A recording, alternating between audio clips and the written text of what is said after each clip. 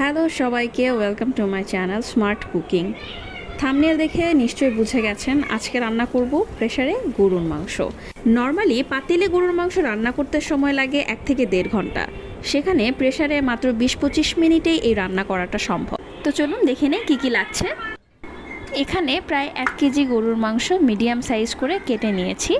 এবার এগুলো প্রেসারে পরিষ্কার করে ধুয়ে তুলে নিচ্ছি।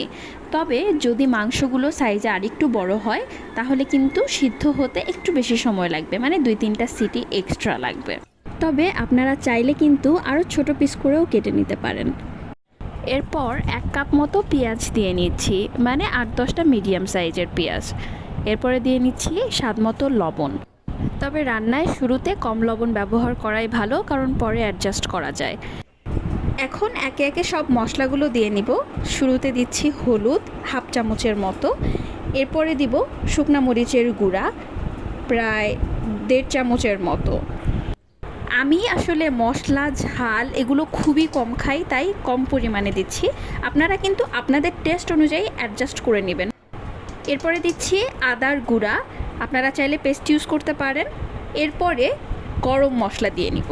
গরম মশলার জায়গাতে 3-4টা সাদা এলাচ, লবঙ্গ, তেজপাতা এবং দারুচিনি দিচ্ছি, সামান্য একটু জয়ত্রী। তবে এইটা সম্পূর্ণ অপশনাল, থাকলে দিবেন, না থাকলে কোনো সমস্যা নেই। এখন দিয়ে নিচ্ছি 1 চামচের মতো জিরা গুঁড়া। জিরাটা আমি হালকা একটু তেলে নিয়ে তারপরে গুঁড়া করে নিয়েছি। আর দিচ্ছি পরিমাণ মতো তেল।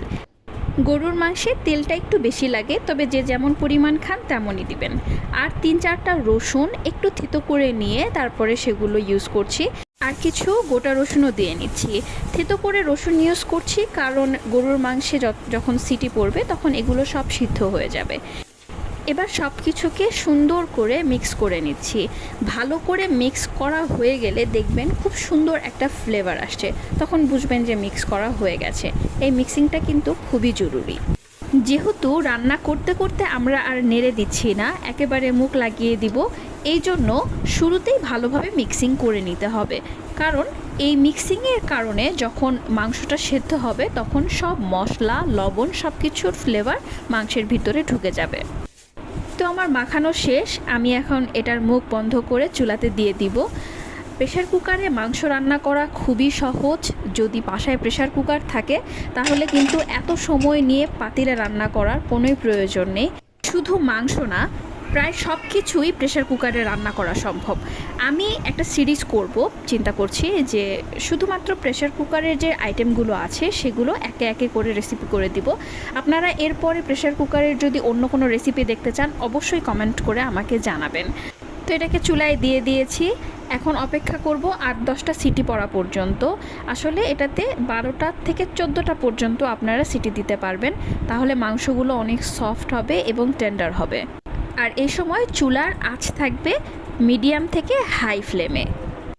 এরপর যখন প্রেশার কুকারের গ্যাস বের হয়ে যাবে তারপরে ঢাকনা খুলে 5 থেকে 7 মিনিটের মতো কষিয়ে নিলেই মাংস রেডি।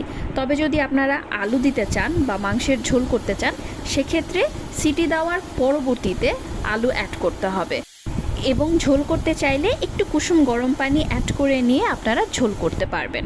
তো ধন্যবাদ ভিডিওটি দেখার জন্য। ভালো লাগলে অবশ্যই ভিডিওতে একটি লাইক দিবেন এবং সাবস্ক্রাইব করে পাশেই থাকবেন।